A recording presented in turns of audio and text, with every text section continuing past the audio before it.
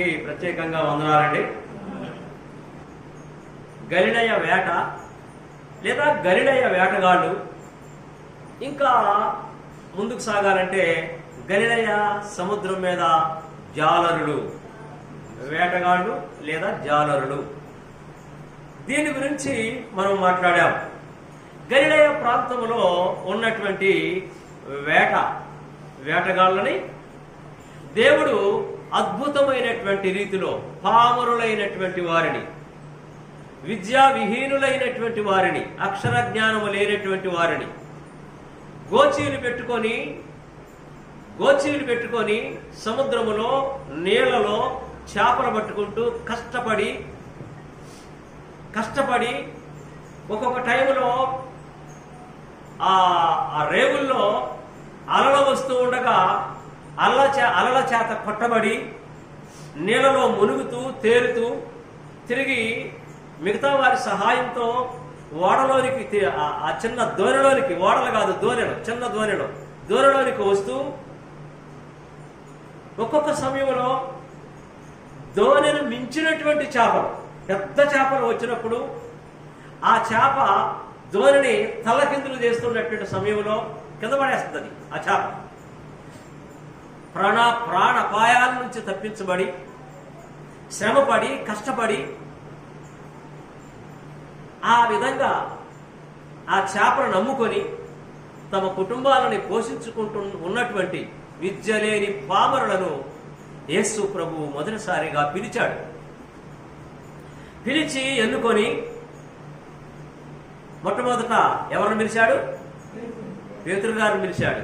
తర్వాత ఆంద్రేయుని పిలిచాడు. వెరీ గుడ్, ఆంద్రేయ. మొట్టమొదటి పేతురుని పిలిచాడు, ఆంద్రేయుని పిలిచాడు. తర్వాత జెబెదయి కుమారులైనటువంటి యాకోబును, యోహానును పిలిచాడు. ఇలా అనేక మందిని ఆ గలిలయ ప్రాంతంలో ఉన్నటువంటి వారిని, విద్యా విహీనులను,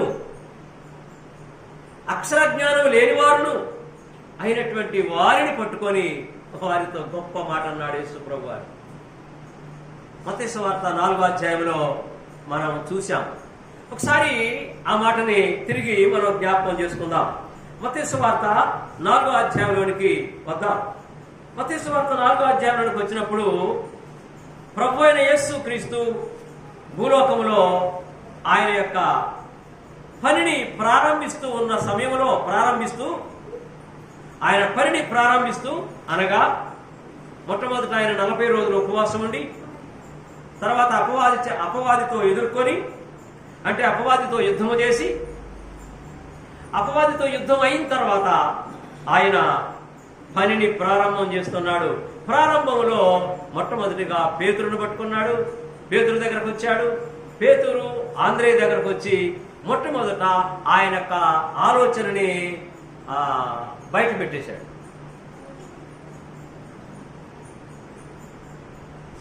మన రాష్ట్ర ప్రస్తుత ముఖ్యమంత్రి గారైనటువంటి ఎవరైనా రేవంత్ రెడ్డి గారు, అనుమల రేవంత్ రెడ్డి గారు ముందుగానే చెప్పాడు.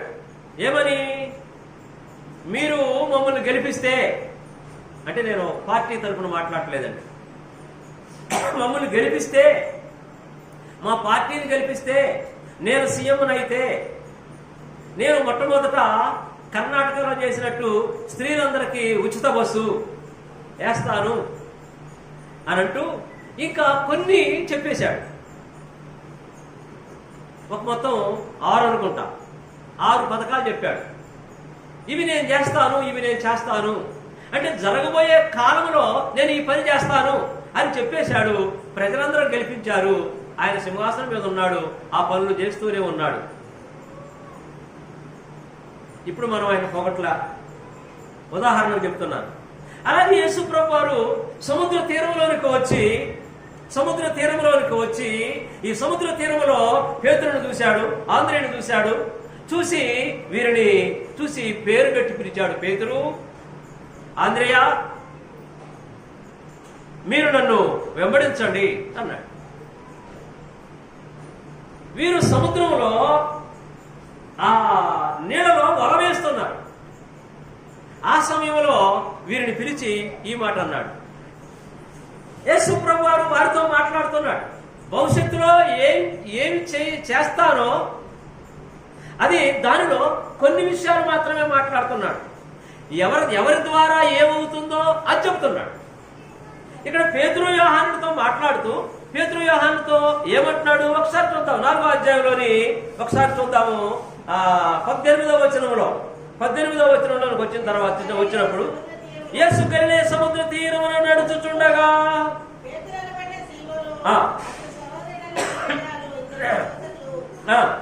సముద్రములో వలవేయుట చూచెను. పేతురు ఆంద్రేయ సముద్రములో వలవేయుట చూచెను. వారు జాలరులు. ఆయన నా వెంబడి రండి, వస్తే ఏంటి ప్రయోజనం మీకు అంటే మీకు మేము రోజు భోజనం పెడతా అని అంటలేదు. అక్కడ మీకు చేపలు పట్టుకునే కర్మ ఏంటి? నేను మీ ఇంట్లోకి వస్తాను, అసలు చేపలు పట్టుకోకుండా పని చేయకుండా రోజు కూడాను మీకు ఆహారం సిద్ధపరుచున్నట్ల ఆహారం అవుగాక అని అంటే ఆహారం అవుద్దా కాదండి యేసుప్రభు గారు? యేసుప్రభు అంటే అవుద్దా కాదా? అవుతుంది. 5 రొట్టెలు 2 చేపలు తీసుకొచ్చినప్పుడు ఒక పిల్లవాడు ఈ 5 రొట్టెలు 2 చేపలు అలా పట్టుకొని వాటిని ఆశీర్వదించి మీరు వాటిని బుట్టలో వేసి మీరు పెట్టండి అన్నాడు. 12 గంపలు తెచ్చుకున్నారు 12 మంది శిష్యులు. మత్తయి సువార్త 10వ అధ్యాయంలో 12 మంది శిష్యులు పేర్లు చదివాను ఇంతకుముందు. ఈ పేతురుతో ఆంద్రేయతో మీరు ఎలా బ్రతకాలో నేను చెప్తాను, మీకు భోజనానికి ఖాళీ లేకుండా ఇబ్బంది లేకుండా చూస్తాను అనే మాట అంటలేదు ఇక్కడ. ఏమన్నాడండి? ఏమన్నాడు ఇక్కడ మాట? మిమ్మల్ని మనుషులు పట్టు జాలరులుగా చేస్తారు. మరి లాభం ఏంటి వాళ్ళకి? అయినా ఏమిటో మా జీవనోపాధికి ఏదైనా చూపిస్తారేమో, మా జీవనోపాధికి ఇబ్బంది లేకుండా మేము మా కుటుంబాలు మా పిల్లలు బ్రతకడానికి ఏదైనా దారి చూపిస్తాడేమో అనే ఆలోచన వీరికి ఉండొచ్చు. ఏమండి, ఒక పేదవాళ్ళు ఒక ధనవంతుడి దగ్గరికి వెళ్ళినప్పుడు, ఒక పెద్ద ఆయన దగ్గరికి వెళ్ళినప్పుడు వాళ్ళు ఏం చేస్తారంటే, అయ్యా మా పరిస్థితి ఇదండి, మేము కూలి పనులు చేసుకుంటాం అయ్యా అని అన్నప్పుడు ఆయన ఇదిగో మీరు కూలి పనులు చేసుకుంటున్నారు కదా, మీ కూలి పనులు మీరు ఇంట్లోని తగినటువంటి రైసు కూరగాయలు వాటన్నిటికీ ఇదిగో ఈ డబ్బులు తీసుకోండి ఇచ్చిరాండి అని అంటే సరేలయ్యా అని ఆ డబ్బులు తీసుకెళ్ళి ఇంట్లో ఇచ్చి ఇదిగో మీరు కుటుంబాలు నడుపుకోండి, ఆ దొరగారు ఎందుకో పిలుస్తున్నాడో మేము పోతామని చెప్పి ఆ డబ్బులు ఆ బియ్యము అవన్నీ ఇంట్లో ఇచ్చి వీళ్ళు ఏం చెప్పినట్టు ఎత్తారే ఎంతో పట్టేస్తారు. ఇక్కడ అది కూడా జరగట్లేదు. యేసు ప్రభు ఇది కూడా చేయట్లేదు. మీ కుటుంబాల విషయం వదిలిపెట్టండి, వాటికి అన్ని చూద్దామని అనలే ఈ మాట.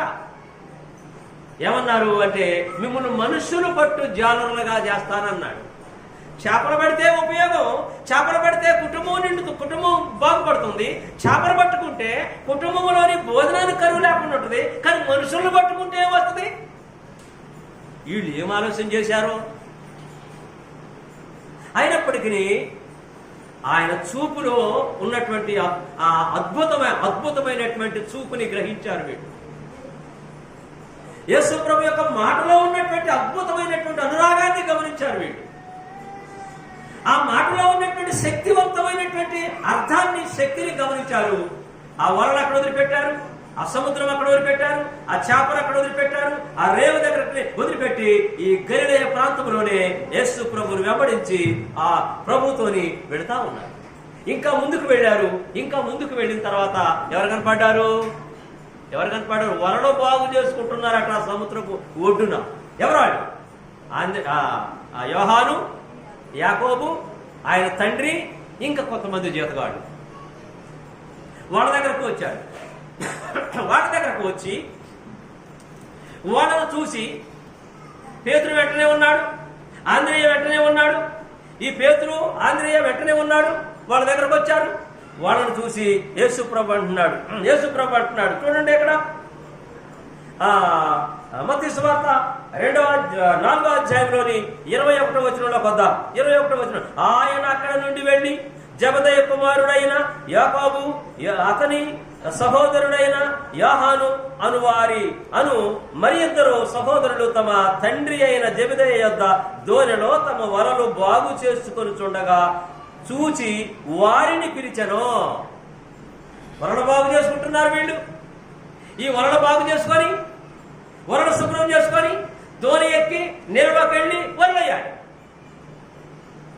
ఇంక ఈ బాగు కాలేదు, వాళ్ళు దోణిలోకి ఎక్కలేదు, ఇంకా చేపలు పట్టలేదు, సముద్రం మీదకి వెళ్ళలేదు. ఇంకా సముద్రం బయటనే వలలు బాగు చేసుకుంటున్నారు వీళ్ళు. అక్కడికి వెళ్ళి ఏమన్నాడు యేసుప్రభు వారు? ఇక్కడ యేసుప్రభు వారు మాట్లాడుతున్నాడు. సో ప్రభు వారు మాట్లాడుతున్నాడు ఏమని? 22వ వచనంలో వెంటనే ఆయన చూసి ఏమంటున్నాడు? వారిని చూసి పిలిచాను. వారిని కూడా పేర్లు పెట్టి పిలిచాడు. మీరు నన్ను వెంబడించండి అన్నాడు. ఏం చేశారట వాళ్ళు? 22వ వచనంలో వెంటనే వారు తమ దోయను తమ తండ్రిని విడిచిపెట్టి ఆయనను వెంబడించిరి. ఇక్కడ వెంబడించటం అంటే ఇక పూర్తిగా ఆయన ఫాలో అయ్యారు. యేసు ప్రభు ఏం చెప్తున్నాడో అది చేస్తున్నాడు. గలిలయ ప్రాంతంలో చేపల వేటగాళ్ళైనటువంటి ఈ యొక్క పేతురు, ఆంద్రేయ, యాకోబు, యోహాను, ఇంకా మార్కు, చాలా మంది ఉన్నారు. ఎలాంటి వాళ్ళు చాలా మంది ఉన్నారు. ఇంకా తర్వాత కొంతమంది వీరితోని ఏకమవుతారు. మొత్తం అందరూ కూడా మరి 70 మంది వరకు యేసు ప్రభుని వెంబడించారు. 70 మందిలో ఆఖరకు ఆయన దగ్గర 12 మంది మిగిలారు. ఈ 12 మందిలో మళ్ళీ ఒకడు స్వామి ద్రోహి అయ్యాడు. ఎవరైనా? ఇస్కరియోతు, యోధా ఇద్దరున్నారండి. అందుకని ఇస్కరియోతు యోధా, ఖచ్చితంగా ఇస్కరియోతు యోధా అని అన్నారు. ఎందుకంటే యోధా అనేవాడు అది ఆనాడు ఇంటి పేరట, ఇస్కరియోతు అనేది అతని పేరంట. అందుకని యోధా అనకుండా ఇస్కరియోతు యోధా అనాలి. ఇంకొక యోధా ఉన్నాడు. ఆయన కూడా యేసు ప్రభు శిష్యుడే. ఇద్దరు యోధాలు ఉన్నారు. ఆయన కూడా యేసు ప్రభు శిష్యుడే. ఆయన కూడా ఒక పత్రిక రాశాడు. యోధా కూడా ఒక పత్రిక రాశాడు. దీనిలోని 12 మందిలో ఒక ఆయన ఉన్నాడు, యోధా అనేవాడు. ఇస్కరియోతు యోధా ఉన్నాడు, ఇంకొక యోధా ఉన్నాడు. అయితే ఈ విషయాల్లోని యేసు ప్రభుని వెంబడించినటువంటి వీరు అద్భుతమైనటువంటి రీతిలో వారు అభివృద్ధి చెందారు, ఆశీర్వదించబడ్డారు, దీవించబడ్డారు. అయితే మనుషులు పట్టు జాలరులుగా నేను చేస్తానన్నాడు. కనుక ఆఖరికి ఈయన పెంతెకోస్తు పండుగ రోజున, పెంతెకోస్తు పండుగ రోజున సుమారు 18 దేశాల నుంచి వచ్చినటువంటి అద్భుతమైనటువంటి జ్ఞానము కలిగినటువంటి వారి మధ్యలో ఎన్ని దేశాలు? సుమారు ఆ దేశాలు కూడా చూద్దాం. అపోస్తల కార్యములు 2వ అధ్యాయంలోనికి ఒకసారి వద్దాం. ఎన్ని దేశాలు? యెరూషలేములోకి వచ్చారు, యేసు ప్రభువును పట్టుకున్నారు, ఆయన సిలువేశారు, ఆయన చంపేశారు. ఇవన్నీ కూడా జరిగిపోయాయి. యేసు ప్రభువుని వాళ్ళు అద్భుతమైనటువంటి రీతిలో వెంబడించారు. ఇంకా ఒక డాక్టర్ని పట్టుకున్నాడు యేసు ప్రభు వారు, ఒక బిల్ కలెక్టర్ని పట్టుకున్నాడు యేసు ప్రభు వారు, చాలా మందిని పట్టుకున్నాడు, చాలా మంది వెంబడించారు. అందరిలో 12 మంది మిగిలారు. అయితే ఆయన ప్రభువుని అప్పుడున్నటువంటి సర్కారు వారు లేదా గవర్నమెంట్ వారు, తర్వాత ఆనాటి మత పెద్దలు అంటే యోధా మత పెద్దలు, క్రైస్తవ మతం కాదండి. అసలు క్రైస్తవ్యము అనేది ఒక మతం కాదు. క్రైస్తవులు అంటే యేసు క్రీస్తులో ఉన్నవారు, యేసు క్రీస్తుని వెంబడించేవారు. It is not a religion, ఒక మతం కాదు ఇది. ఆనాడు యోధా మతం ఉంది. ఆ యోధా మత పెద్దలు ఉన్నారు. ఆ యోధా మత పెద్దలు యేసు ప్రభువును పట్టుకొని శిక్షించాలనేటువంటి ప్లాన్ వేసుకున్నారు. అప్పుడున్నటువంటి గవర్నమెంట్కి ఆ మత పెద్దలకి మంచి సంబంధాలు ఉన్నాయి. తర్వాత పెద్దలు యోధ మతంలో ఉన్నటువంటి పెద్దలు, అంతేకాకుండా యోధ మతానికి అధికారులైనటువంటి ప్రధాన యాజకులు అంటే అన్న కైప, గవర్నమెంట్. 3, ఒకటి పెద్దలు, రెండవది ప్రధాన యాజకులు, మూడవది గవర్నమెంట్ వారు, సర్కార్. ఈ ముగ్గురు కలిపి అర్ధరాత్రి కాడ వెళ్ళి యేసు ప్రభువుని బంధించారు, తీసుకువెళ్ళారు. యేసు ప్రభువుని బంధించి తీసుకువెళ్తుంటే పేతురు గారు కూడా వెంట వెళ్ళాడు. ఆయన తప్పించుకుంటూ నా యేసుని ఏం చేస్తారు, నా ప్రభువుని ఏం చేస్తారని ఆయన తప్పించుకుంటూ యేసు ప్రభువుని తీసుకువెళ్తుంటే సందుగొందుల్లోని సీక్రెట్ గా ఉండి గమనించారు. ఎక్కడికి తీసుకెళ్లారంటే ఈ అన్నా కైప ప్రధాన యాజకుల యొక్క ఆ యొక్క కోటలోనికి తీసుకెళ్లారు. ప్రధాన యాజకులకి ఒక ప్రత్యేకమైన బిల్డింగ్ ఉండేది, ఆ కోటలోనికి తీసుకెళ్లారు. అంతకుముందే పేతురు గెత్సేమనే తోటలో ఒకరు చెవి తెగనరికాడు కనుక మళ్ళీ ఈయన పట్టుకుంటారేమో అనే ఉద్దేశంతో ఈయన సీక్రెట్ గా ఆయన వెంబడిస్తూ వెళ్ళారు. మిగతా వాళ్ళందరూ కూడా పరారైపోయారు. పేతురు మాత్రమే వెంబడించారు. ఆఖరకు ఆయన్ని తీసుకెళ్లారు. ఆయనని మొత్తం ఆదివారం నుండి 6 రోజులు శ్రమ పెట్టారు. ఆదివారం, సోమవారం, మంగళవారం, బుధవారం, గురువారం, ఆఖరికి శుక్రవారం తీర్పు చెప్పారు. శుక్రవారం నాడు ఆయన ఉదయం నుంచి ఊరేగించుకుంటూ యెరూషలేమునకు ఉత్తర భాగమున పై భాగమున ఆయన గొల్గొతా కొండని ఉంటే కపాలం అనబడే స్థలానికి ఆయన ఊరేగించుకుంటూ అది కూడా దొడ్డిదారిలోనే వేరే మార్గంలో తీసుకెళ్లారు. ఆ కపాలం అనబడే స్థలంలోకి వెళ్ళాలంటే రాజా వేరే మార్గంలోకి వెళ్ళొచ్చు, కానీ వేరే మార్గంలోకి వెళ్లకుండా సరైనటువంటి మార్గంలోకి వెళ్లకుండా దారి మార్చి తీసుకువెళ్ళి అదంతా చెప్పాలంటే చాలా టైం పడుతుంది. మీకు నేను 2 సార్లు బోర్డు మీద ఆ బొమ్మ వేసి ఆ పిక్చర్ వేసి మీకు చూపించాను. కాబట్టి అది మైండ్లోకి తెచ్చుకోండి. ఈ విధంగా యేసు ప్రభువుని తీసుకెళ్లి సిలువేశారు. ఆయన సిలువేసిన తర్వాత చనిపోయాడు, సమాధి చేశారు. 3వ నాడు అంటే తిరిగి ఆదివారం నాడు తిరిగి లేచాడు. లేచిన తర్వాత లెక్క ముందే వీరి పరిస్థితి మామూలుగా లేదు. ఈ 12 మంది శిష్యులు పరిస్థితి మామూలుగా లేదు. వీరు ఒక గదిలోని తలుపులు వేసుకొని ఏంటి మన పరిస్థితి, మన ప్రభువుని చంపేశారు. మనం ఇంతకాలం కూడా మరి ఈ 3.5 సంవత్సరాలు మనం ప్రభువుని వెంబడించాము. ఇప్పుడు మన పట్టుకుంటే మన కూడా చంపేస్తారు. ఏం చేయాలని వారి గదిలోనే ఉంటూ సీక్రెట్ గా ఉంటున్నటువంటి పరిస్థితి. స్త్రీలైతే, లేడీస్ అయితే ధైర్యం చేశారు. ధైర్యం చేసి ఆదివారమున తెల్లవారక ముందే వారు వాటిని తీసుకొని సుగంధ ద్రవ్యాలు, వాళ్ళు ఎప్పుడు శుక్రవారం నాడే కొనుక్కున్నటువంటి సుగంధ ద్రవ్యాలు, శనివారం నాడు కొట్లు ఉండవు, శనివారం నాడు షాపులు ఉండవు, శనివారం విశ్రాంతి దినం కనుక. కాబట్టి శుక్రవారం కొనుక్కున్నటువంటి సుగంధ ద్రవ్యాలు తీసుకొచ్చి యేసు ప్రభు యొక్క శరీరానికి, ఆయన యొక్క దేహానికి పోద్దామని, లేకపోతే లోపలికి రానికపోతే ఆ సమాధి దగ్గరనే వాటిని పోసేసి పోదామనే ఉద్దేశంతో వీళ్ళు సమర్పించుకొని త్యాగం చేసి 3 స్త్రీలు వచ్చారు. ఎవరు వాళ్ళు? మార్కు సువార్త 16వ అధ్యాయంలో ఉంటుంది. ఎవరు 3 వాళ్ళు? ఎవరు? Very good, thank you. కాబట్టి మగ్దలేనే మరియా, మరొక మరియా, సలోమి, వీళ్ళు 3 వచ్చారు. తీసుకొచ్చి అక్కడ అది ప్రభు యొక్క సమాధి దగ్గరకు వస్తే సమాధి ఓపెన్ చేయబడి ఉంది. సమాధిలో ఎవరు లేరు. లోపలికి వెళ్ళారు. లోపలికి వెళితే అక్కడ తెల్లటి వస్త్రములతో ఉన్నటువంటి ఒక ఆయన నిలబడి, మీరెవరిని వెతుకుతున్నారు? మేము నజరేయుడైనటువంటి యేసుని వెతుకుతున్నామయ్యా. ఏడయ్యా నువ్వు తీసుకుపోయి నువ్వు చెప్పయ్యా.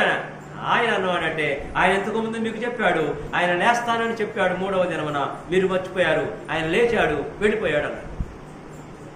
ఆయన నమ్మకోలేదు వాళ్ళకి. ఎదుకులాడుకుంటూ 3 పక్కలు వెళ్ళిపోయినారు. 3 పక్కలకు వెళ్ళిపోయినప్పుడు మగ్దలేని మరియకి ఒక మనిషి కనపడ్డాడు. ఆ తోటలోనే మనిషి కనపడ్డా, అయ్యా నువ్వైనా ఎత్తకపోయావా మా యేసు ప్రభువుని దేహాన్ని? ఎక్కడ పెట్టావో చెప్పు, ఆ దేహాన్ని మేము తీసుకెళ్ళిపోతాం. ఎక్కడ పెట్టావో చెప్పయ్యా, చెప్పయ్యా అని ఆయన అంటే ఆయన వెనక్కి తిరిగి చూసి మరియా అన్నాడు. మరియా అని ఎప్పుడైతే అన్నాడో వెంటనే ప్రభువుని గుర్తుపట్టింది. ఆ మాటను గుర్తుపట్టింది. ప్రభువుని యొక్క పాదాల మీద పడబోయింది. అమ్మా నన్ను అట్టుకోవద్దు, ఇంకా నేను తండ్రి దగ్గరకు వెళ్ళలేదు. నేను తండ్రి దగ్గరకు పరలోకం వెళ్ళి వస్తాను. ఈలోగా నువ్వు వెళ్ళి ఇదిగో ఒక ఇంట్లోని వారు, నా శిష్యులు ఇంట్లోని వారు మూలుగుతున్నారు, భయపడుతున్నారు, వారికి చెప్పు. వాళ్ళు ధైర్యపరచు, నువ్వు వెళ్ళి నేను లేచాననే సంగతిని వెళ్ళి వారికి చెప్పు అన్నాడు. అప్పుడే అన్నాడు యోహాను సువార్త 20వ అధ్యాయము 17వ వచనములో అప్పుడే అన్నాడు ఏమని? అమ్మా నేను మీ తండ్రి నా తండ్రి, మీ దేవుడు నా దేవుడు అయినటువంటి ఆయన దగ్గరకు నేను వెళ్ళి మళ్ళీ వస్తాను. నేను వాళ్ళని కలుసుకుంటా, నువ్వు వెళ్ళు వాళ్ళతో చెప్పేసేయాలి. ఏమి వెళ్ళింది? ఏమి చెప్పినా వారికి అమ్మో కళ్ళారా చూశారు యేసు ప్రభుని సిలువేయటం, కళ్ళారా చూశారు ఆయన చనిపోవటం, కళ్ళారా చూశారు ఆయన సమాధి చేయటం. ఆయన లేచాడంటే మేము ఎట్లా నమ్ముతాం? ప్రసక్తే లేదు. నేను చూశానంటే నమ్మలేదు వాళ్ళు. ఆఖరకు తలుపులు వేయబడ్డాయి. యేసు ప్రభు ఆ తలుపులు తెరుచుకున్నాయి, తలుపులు వేయబడ్డాయి. వేయబడినటువంటి తలుపులు వేయబడ్డట్టే ఉన్నాయి. యేసు ప్రభు లోపలికి వెళ్ళాడు అద్భుతమైన రీతిలో. పేతురు అన్నాడు, ఆంద్రేయ, యాకోబు, నేనే, చూడండి నన్ను, ఇదిగో నా గాయాలు. అందరూ చూశారు, ఆ మాటలు గమనించారు. మాటలు గమనించి అందరూ ఆశ్చర్యపోయారు. ఇలాంటిది యేసు ప్రభు శిష్యులైనటువంటి వీరు అరగటైపోయింది. యేసు ప్రభు శిష్యులైనటువంటి వీరు ఆశ్చర్యపోయినారు. తిరిగి మరలా కళ్ళారా చూశారు. చనిపోయి తిరిగి లేచినటువంటి తమ ప్రభువుని మరలా కళ్ళారా చూశారు. 40 రోజులు యేసు ప్రభుతో కలిసి జీవించారు. ఆడు మళ్ళీ 40 రోజులు అయిన తర్వాత ఆయన తిరిగి యేసు ప్రభు వారు, అయ్యా శిష్యులారా, ఇక నేను వెళుతున్నాను. ఎక్కడికి వెళ్తున్నావు ప్రభు? నేను నా తండ్రి దగ్గరకు వెళుతున్నాను. అదేంటి ప్రభువా, ఈ భూలోకంలో నీ రాజ్యం తెస్తానన్నావు. నువ్వు రాజ్యం తెస్తే, నువ్వు రాజుగా ఉంటే మేమందరం మంత్రులుగా ఉందాం అనేటువంటి ఆలోచన మాకుండే. నువ్వు ఎలా వెళ్తానంటున్నావు? నీకు ఇది న్యాయమేనా? మమ్మల్ని వదిలిపెట్టి వెళ్ళటం ఏంటి? అది కాదు నాయన, నేను వెళ్ళిన తర్వాత నేను మరొక ఆయన పంపిస్తాను. నా తండ్రి దగ్గరకు వెళ్ళిన తర్వాత మరొక ఆయన వస్తాడు. మీరు ఏం మాట్లాడాలో, మీరు ఏది చేయాలో అది ఎంత మీరు చేస్తారు. నేను వెళుతున్నాను, నా తండ్రి పిలుస్తున్నాడు, నేను వెళుతున్నాను అన్నాడు. అపొస్తలుల కార్యము 1వ అధ్యాయములో 3వ వచనం నుంచి చూస్తే ఇది మనకు అర్థమవుతుంది. ప్రభువా, మరి రాజ్యం సంగతి ఏంటి? రాజుగారు మరి నీ సింహాసనం సంగతి ఏంటి అని అంటే అప్పుడు అంటాడు, ఎప్పుడు ఏది జరగాలో, రాజ్యం ఎప్పుడు వస్తుందో, రాజుగా నేను ఎప్పుడు నియమించబడతానో అదంతా కూడా ఏ దేవుడు తండ్రి ఆ కాలములు సమయములు తండ్రి తన స్వాధీనములో ఉంచుకున్నాడు అని. ఆ టైం అనేది అక్కడ ఉంది. తర్వాత యేసు ప్రభు వారు వెళ్ళిపోతున్నారు. కాలాన్ని సమయాన్ని దేవుడు తన స్వాధీనంలో ఉంచుకున్నాడు తండ్రి. అది తెలుసుకోవటము మీ పని కాదు. ఇప్పుడు నేను చెప్పలేను. నేను వెళ్ళిన తర్వాత మీ దగ్గరకు మరొక ఆయన వస్తాడు, అంటే పరిశుద్ధాత్మ అనేవాడు మీలోకి వస్తాడు. మీరు ఏం మాట్లాడాలో, ఏం చేయాలో ఆయన చెప్తాడు మీకు. నేను వెళ్తున్నాను అని మాట్లాడుతూనే ఉన్నాడు. ఒక మేఘం వచ్చింది. ఆ మేఘం మీదకి ఎక్కాడు. ఆ మేఘం మీద పైకి వెళ్ళిపోతా ఉన్నాడు. వీళ్ళు ఆశ్చర్యంగా చూస్తున్నారు. అరే ప్రభు వెళ్తున్నాడు, ప్రభువా ప్రభువా ప్రభు అని వారందరూ కూడా మోకరించి ప్రార్థన చేస్తున్నారు. అయ్యా వెళ్తున్నావా? అయిపోయింది. ఆయన వెళ్ళిపోయాడు. వెళ్ళిపోయిన తర్వాత ఖచ్చితంగా 10 రోజులకి ఏమన్నాడు? యేసు ప్రభు ముందే చెప్పాడు, మీరు యెరూషలేములోనే ఉండండి, ఎటు వెళ్ళొద్దు అని చెప్పాడు. యేసు ప్రభు యొక్క మాట ప్రకారము యెరూషలేములోనే ఆ మేడగదిలో ఉన్నారు వీళ్ళు. ఒక మేడగది ఉంది, 3 అంతస్తుల బిల్డింగ్. ఆ బిల్డింగ్ లో ఉన్నారు వీళ్ళు.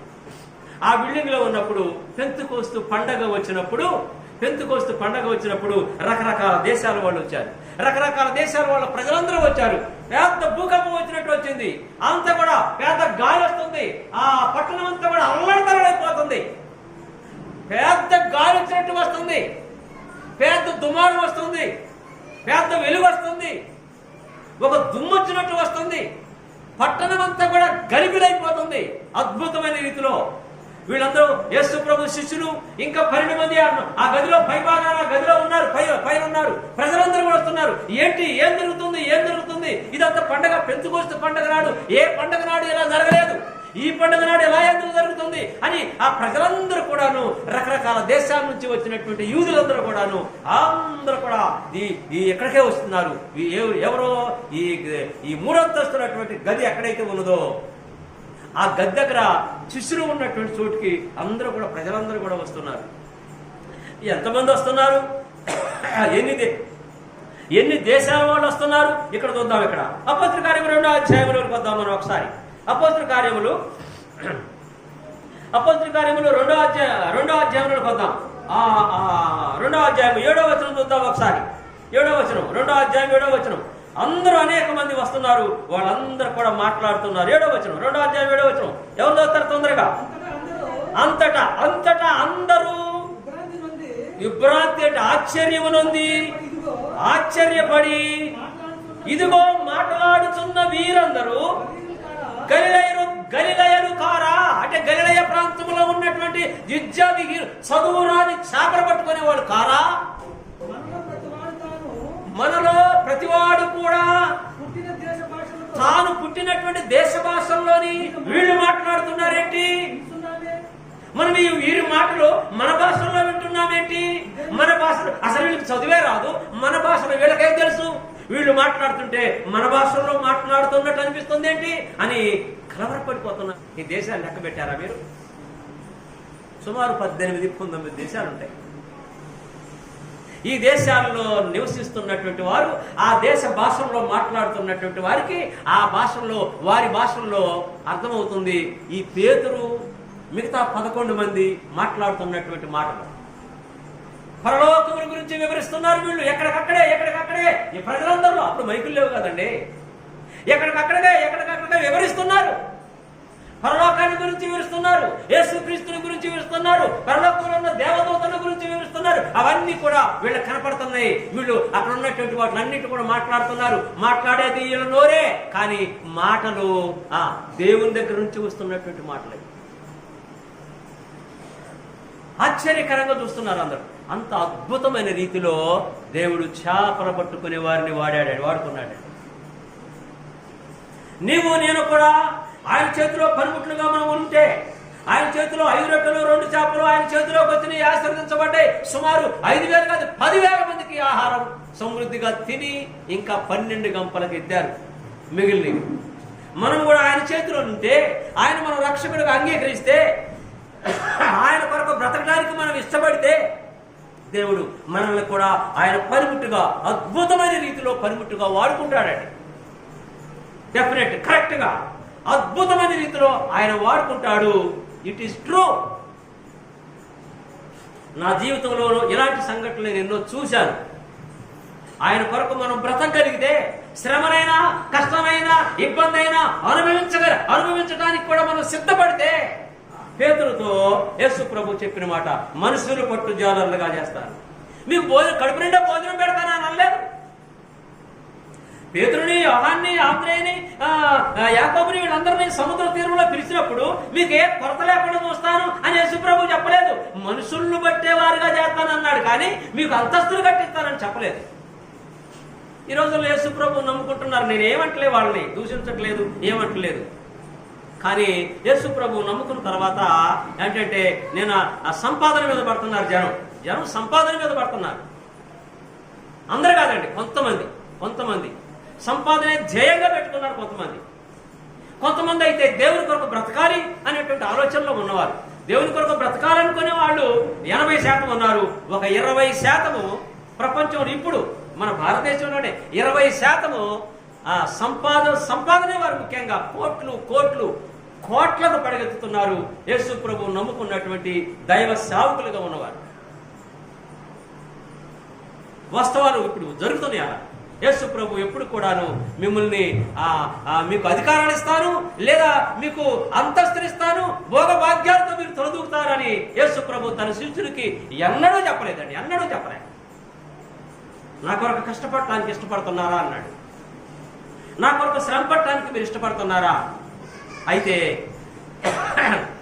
కొన్ని చోట్ల అన్నారు ఇదిగో మీరు ప్రజల్లోనికి వెళుతున్నప్పుడు, శిష్యులారా మీరు ప్రజల్లోనికి వెళుతున్నప్పుడు మీరు సంకలో వేసుకొని వెళ్ళొద్దు అన్నాడు. అంటే వాళ్ళు ఇచ్చేటటువంటి డబ్బులు కానీ, ధాన్యం కానీ, బియ్యం కానీ అవి మీకు ముఖ్యం కాదు, అవి వద్దు అన్నాడు. సంకలో వేసుకొని వెళ్ళొద్దు.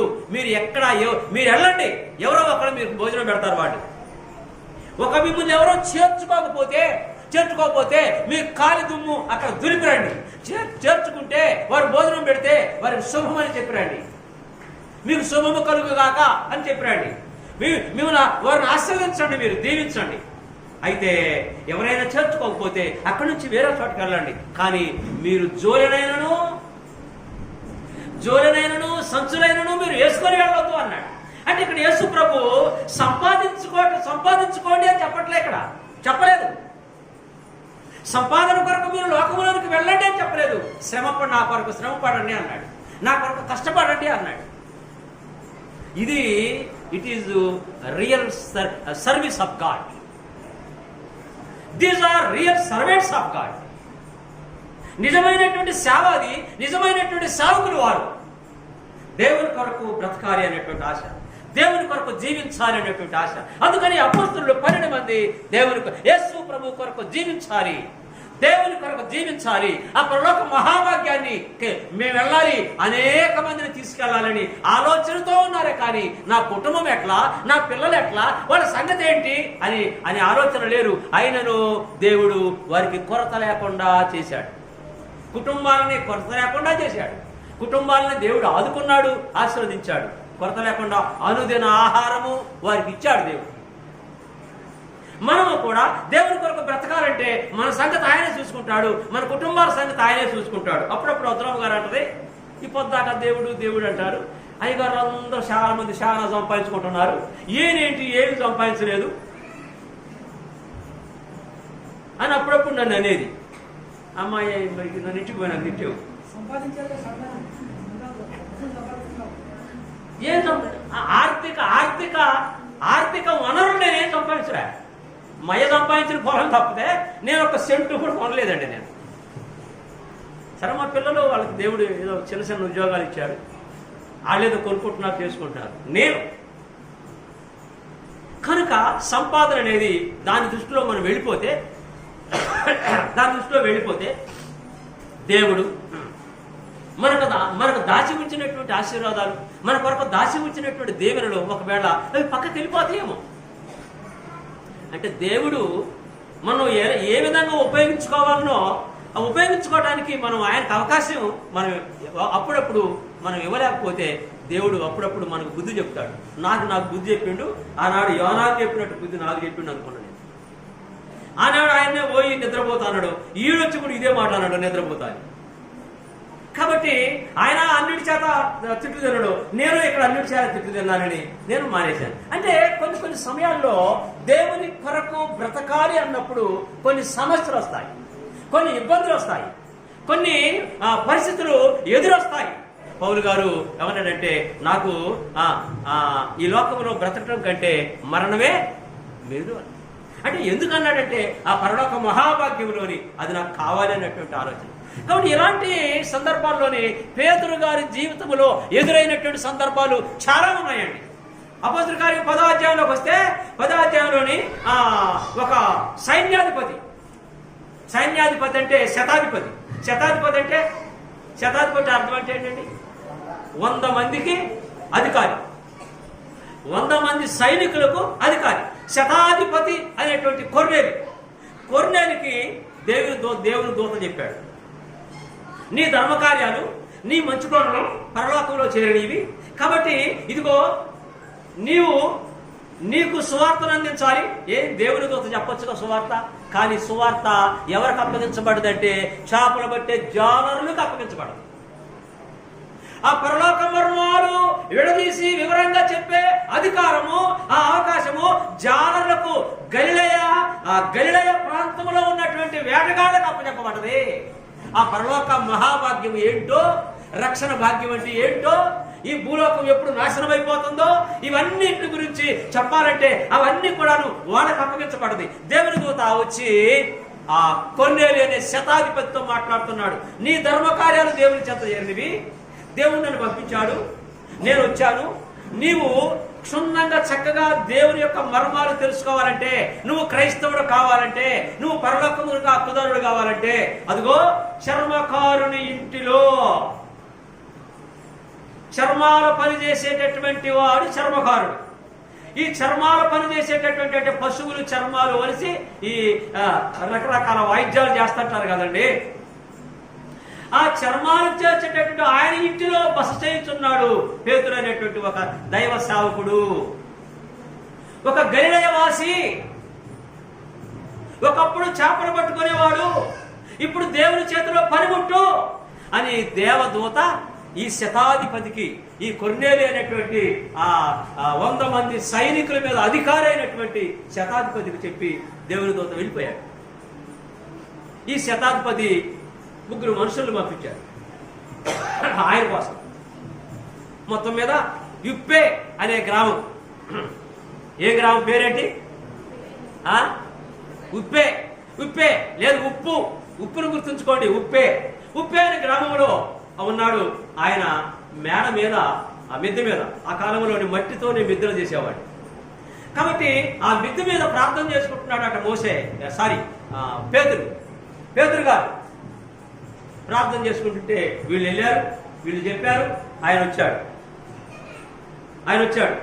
ఆయన వచ్చిన తర్వాత ఆ పేతురు గారు వచ్చి ఆయన గేటు తెరవక ముందే, గేటులోనికి రాకముందే ఈ అధికారి ఆయన వచ్చాడు. గేటు దగ్గరకు రాకముందే ఒక సైన్యాధిపతి ఆ పేతురు గారి దగ్గరకు వెళ్ళి సాష్టాంగపడి నమస్కారం పెడుతున్నాడండి. చేపలు పట్టుకునేవాడు, ఒక చేపలు పట్టుకునేటువంటి వాడి యొక్క పాదాల మీద పడుతున్నాడు ఈ కొర్నేలి. ఈ ధనవంతుడు ధర్మకార్యాలు చేస్తూ అనేక మందితో పొగడబడుతున్నటువంటి ఈ ధనవంతుడు ఎందుకు పనికిరానటువంటి వాడు చేపలు పట్టుకున్నాడు, పాదాల మీద పడుతున్నాడు. అంటే యేసు ప్రభు పేతురుని ఎంత ఏ స్థితికి తీసుకొచ్చాడు చూడండి. పేతురు గారిని యేసు ప్రభు చేపలు పట్టుకోవాడిని పిలిచి ఏ స్థితికి తీసుకొచ్చాడు చూడండి. ఒక సైన్యాధిపతి లేదా ఒక హోమ్ మినిస్టర్ అనుకుందాం. హోమ్ మినిస్టర్ చేపలు పట్టుకునేవాడి పాదాల మీద పడుతున్నాడు. అప్పుడు పేతురు పట్టుకొని లేపి, అయ్యా నేను నీలాంటి నరుణ్ణే. అపోస్తలుల కార్యం 10వ అధ్యాయంలో 25వ వచనంలోని పద్దాం మనం. రైట్, 25. పేతురు లోపలికి రాగా కొర్నేలి అతన్ని ఎదుర్కొని అతని పాదముల మీద పడి నమస్కారము చేశాను. థ్యాంక్ యూ అమ్మా. కరెక్ట్గా నేను చెప్పింది. అతను ఎదుర్కొని గేటు దగ్గరకు రాకముందే అతని పాదముల దగ్గరకు వెళ్ళి అతని పాదముల మీద పడి నమస్కారము చేశాడు. అంటే యేసు ప్రభువును నమ్ముకున్నటువంటి నీ గత జీవితం ఏమైందో తీసవతల పడాయి, నీ బ్రతికేంటో తీసవతల పడాయి. నువ్వు యేసు ప్రభువు నమ్ముకొని యేసు ప్రభు కొరకు జీవిస్తే, యేసు ప్రభు కొరకు శ్రమ పడటానికి, కష్టపడటానికి, బాధ అనిపించడానికి నువ్వు ఇష్టపడితే, అది కష్టమైనా ఇష్టపడితే దేవుడు నిన్ను ఏ స్థాయిని తీసుకొస్తాడో ఇక్కడ పేతురు గారిని మనం చూడాలి. చేపలు పట్టుకునే వాడిని తీసుకొచ్చాడు. నీకు అంతస్తులు కట్టిస్తాను, భోజన పదార్థాలు కట్టిస్తాను, భోగ భాగ్యాలు నీకు ఇస్తానని యేసు ప్రభు చెప్పలేదు, కానీ మనుషులు పట్టు జాలర్లుగా చేస్తానన్నాడు. ఒక సైన్యాధిపతి వచ్చి పాదముల మీద పడ్డాడు పేతురు గారి పాదం. ఎంత ఆశ్చర్యం! యేసు ప్రభు మాటలో ఎంత గొప్ప విషయం ఉంది, యేసు ప్రభు నోటి మాటలో ఎంత గొప్ప విషయం ఉంది. అది ఎన్నాటికి నెరవేరిందండి. ఇది పేతురు గారు మాట్లాడుతుంటే అనేక దేశాల వాళ్ళు వచ్చి, జ్ఞానులు ఎంతో మంది, కలెక్టర్ల హోదాలో ఉన్నవాళ్ళు, మంత్రులు హోదాలో ఉన్నవాళ్ళు, సహోదరుడా మీరు ఏం చేయాలి అని అన్నప్పుడు, ఇదిగో మీరు మీ పాపం పోవాలంటే మీరు వెళ్ళి మీరు యేసుక్రీస్తు నామములో మీ పాపం కడుక్కోండి, మీరు బాప్తిసం పొందండి, కడుక్కోండి అన్నప్పుడు ఎంతమంది అండి? బాగా చదువుకున్నటువంటి వాడు, బాగా జ్ఞానవంతులైనటువంటి వాడు ఎంతమంది అండి? ఎంతమంది బాప్తిసం పొందారు ఆ రోజున? ఎంతమంది మారుమనసు పొంది రక్షణ పొందారు ఆ రోజున? ఎన్ని వేల మంది? 3000 మంది. ఇది ఆనాడు అనుకోలే పేతురు. మిమ్మల్ని మనుషులు పట్టిన జాగ్రత్తగా చేస్తాను అన్నప్పుడు ఇది పేతురుకి అయ్యాలి అర్థం కాలే. కానీ ఎప్పుడు అర్థమైంది? అది 3000 మంది ఒకే మాటకే రక్షణ పొందారు. ఇక్కడ ధనవంతుడు ఒక సైన్యాధికారి పాదముల మీద వచ్చి పడుతున్నాడు. ఎంత అద్భుతం! యేసు ప్రభు శిష్యులకి అపోస్తలులు అనే పేరు పెట్టాడు. అంటే అపోస్తలులు అంటే అర్థం ఏంటంటే, లోకములోనికి మీరు పంపబడుతున్నారు, నా ద్వారా పంపబడుతున్నారు కనుక మీరు అపోస్తలులు అన్నాడు. అంటే అపోస్తలులు అంటే పంపబడ్డవారు, ప్రభువు చేత పంపబడ్డవారు, ప్రభువు చేత ఎన్నుకొనబడినటువంటి వారు అపోస్తలులు. ఇప్పుడు అపోస్తలులు లేరు, అప్పుడున్నారు అపోస్తలులు. ఈ అపోస్తలుల్ని ఆ 12 మందిని ఏం చేశాడు తెలుసా? పరలోకములో ఆ పరలోక మహాపట్టణం అంటే రేపు మనము ఈ ఇక్కడ ఉన్నటువంటి పర్వతాలు, ఆకాశంలో ఉన్న సూర్యుడు, చంద్రుడు, నక్షత్రాలు, ఇవన్నీ పర్వతాలు చూస్తున్నప్పుడు ఆహా ఎంత బాగుందని విమానాల్లో పోకుండా, హెలికాప్టర్లో పోకుండా చూస్తుంటే ఎంతో ఆశ్చర్యంగా ఉంటుంది. కానీ ఇంతకంటే ఆశ్చర్యంగా అద్భుతమైనటువంటి పరలోక మహాపట్టణం ఉంది. ఆ పరలోక మహాపట్టణానికి వెళ్ళటం కొరకే కొరకే ప్రజలను సిద్ధం చేయడానికి యేసు ప్రభువారు ఈ 12 మందిని ఏర్పాటు చేసుకున్నారు. అయితే ఆ పరలోక మహాపట్టణానికి వీళ్ళు 12 గుమ్మాలట. ఎవరు? ఈ 12 మంది శిష్యులు ఒక్కొక్కరు ఒక్కొక్క గుమ్మం. అంటే పరలోకానికి వెళ్ళాలంటే ఆ గుమ్మాముల ద్వారానే వెళ్ళాలి, వేరే గుమ్మాలు లేవు. అయితే మరి వీరి ద్వారా పాటు ఏంటి? అక్కడ ఆ గుమ్మం దగ్గర నిలబడతారా వీళ్ళు? కాదండి, కాదు. వీరు ప్రకటించిన సువార్త ద్వారానే, వీరు ప్రకటించినటువంటి ఈ గ్రంథము ద్వారానే ఆ పరలోకానికి వెళ్ళటానికి అవకాశం. వీరు ప్రకటించినటువంటి 12 మంది ప్రకటించిన సువార్త ఇందులో ఉంది. ఆ సువార్తే ఆ 12 మందిలో ఒకడు తోమ భారతదేశం వచ్చాడు. భారతదేశం వచ్చి మొట్టమొదట కేరళలో సువార్తను ప్రకటించాడు. అక్కడ బ్రాహ్మణులందరూ రక్షణ పొందారు. తర్వాత మద్రాసు వచ్చాడు. మద్రాసులో ఉన్న బ్రాహ్మణులు చాలా మంది రక్షణ పొందారు. మళ్ళీ కేరళ వెళ్ళాడు, వాళ్ళు బలపరిచాడు. మళ్ళీ మద్రాసు వచ్చాడు, మళ్ళీ బలపరుస్తున్నాడు. అక్కడ రాజుని నీ ప్రవర్తన మార్చుకో అన్నాడు. ఆ కాలంలో ఉన్న రాజుని. ఆ రాజు కుట్రబన్ని ఆ దైవ సేవకుడైనటువంటి 12 మంది శిష్యుల్లో ఒకడైనటువంటి తోమాని రాజు వేరే వాళ్ళ చేత బళ్ళెంతో పొడిపించేసి చంపించేశాడు. అయినా అక్కడ ఉన్నటువంటి దేవుని యొక్క భక్తులు, దేవుని ప్రజలు, క్రైస్తవులు ఆ తోమ శరీరాన్ని ఏం చేశారంటే ఆయన ఎముకలను తీసి చనిపోయిన తర్వాత ఆ ఎముకల్ని సమాధి చేసి ఆ సమాధిని గ్లాసులతో కట్టారు. ఆ సమాధి మద్రాసులో ఇంకా ఉంది. చూడాలనుకుంటే పదండి చూసొద్దాం. ఇప్పుడు కాదండి, వాళ్ళు తెలిసినాక. ఇప్పుడు పోతే మనం అక్కడే ఉంటాం. కాబట్టి ఆ 12 మందిలో ఒకడు మన భారతదేశానికి వెలుగును తీసుకొచ్చాడు. ఈ వెలుగు ఎక్కడికి వచ్చింది? కల్లూరు వచ్చింది.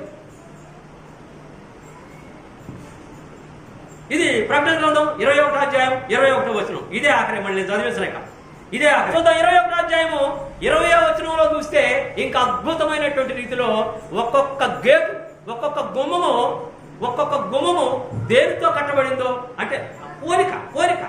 ఇది యేసు ప్రభు శిష్యుల్లో ఒకడైనటువంటి యోహాను గారు పద్మాస్ దీవులో ఉంటే యోహాను గారికి దర్శనంలో కనపడుతుంది. అక్కడ పరలోకములో ఉన్న గుమ్మాలు అవన్నీ కూడా దర్శనంలో కనపడుతున్నాయట. దర్శనంలో కనపడుతుంటే యోహాను గారు రాస్తున్నాడు. ఈ ప్రకటన గ్రంథం అలా రాశాడు. అంటే ఆ 12 మంది అలాంటి వారు ఇక్కడ పోల్చి చెప్తున్నాడండి. ఒక్కొక్క గుమ్మము ఒక్కొక్క రత్న వైడూర్యాలతో. 20వ వచనం చదువుదాం చూడండి. 20వ వచనం. 5వది అంటే 5వ గుమ్మం, 5వది వైడూర్యము, 6వది కెంపు, 7వది సువర్ణ రత్నము, 8వది గోమేధికము, 9వది పుష్పరాగము, 10వది సువర్ణ సునీయము, 11 పద్మరాగము, 12 సుగంధము. ఈ గుమ్మములకి ఈ పేర్లు పెట్టాడు. ఏంటి గుమ్మములు అంటే లోకాలు లోపలికి వెళ్ళాలంటే ఈ గుమ్మముల ద్వారా పోవాలి. అంటే అర్థం ఏంటంటే ఒక్కొక్క గుమ్మము ఒక్కొక్క శిష్యుడు, యేసు ప్రభు శిష్యుడు, అపోస్తలుడు. అంటే వీరు అలాంటి వారు అన్నాడు. అబ్బా, నిన్ను ఇలా చేస్తాను, అక్కడికి నిన్ను పరలోకములో మిమ్మల్ని అందరినీ ఒక్కొక్కరిని ఒక్కొక్క గుమ్మముగా ఉంచుతాను అని ఈ పేతురు అపోస్తలుని, ఈ శిష్యుల్ని సముద్రం దగ్గర పిలిచినప్పుడు ఇవన్నీ చెప్పాడా? చెప్పలే. కానీ ఓపికతో ఎదురు చూశారు. వీరు పరలోకములో 12 గుమ్మములు అయినారు. 21వ వచనం చదువుదాం. ఇక్కడేమన్నట్టు చూడండి. 12 మంది సుగంధం, దాని 12 గుమ్మములు, 12 ముత్యములు. అంటే ప్రతి గుమ్మానికి ముత్యాలు ఉన్నాయట. 12 గుమ్మములు, 12 ముత్యములు. ఒక్కొక్క గుమ్మము ఒక్కొక్క ముత్యముతో కట్టబడి ఉన్నది. పట్టణపు రాజవీధి శుద్ధ సువర్ణమై స్వచ్ఛ. పట్టణపు రాజవీధి, పరలోకము యొక్క పట్టణములో రాజవీధి ఉందట. అది దేంతో కట్టబడదట?